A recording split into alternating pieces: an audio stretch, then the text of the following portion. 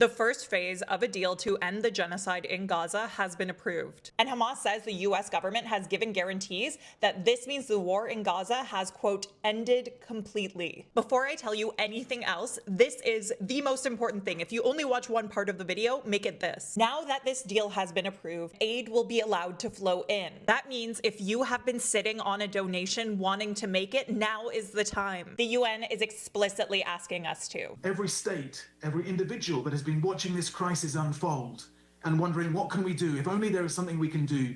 Now is the time to make that generosity count. Meanwhile, Palestinians have been celebrating the news of the announcement, though this hope for many Palestinians is mixed with distrust. Just hours after Trump announced the news of this deal, albeit it hadn't been signed yet, Israel shot at Palestinians who were waiting to return home. At least 29 Palestinians were killed today, the day this deal was approved. And Israel has a history of breaking ceasefire deals. So it'll remain to be seen what happens as this plan is implemented and whether it'll ever reach the second phase. The other issue is some aspects of the plan itself. For example, one professor at Georgetown told Al Jazeera that the plan treats Palestinians as objects. Some points of this plan really do seem a bit concerning. Like the first point here is that Gaza, quote, will be a de-radicalized terror-free zone that does not pose a threat to its neighbors. What does that mean? What will be the agreed upon definition of de-radicalized and terror-free? And what impact will that have on Palestinian self-determination? Point 9 states that Gaza will be governed under the temporary transitional governance of a technocratic apolitical Palestinian committee, which will be chaired by Trump, and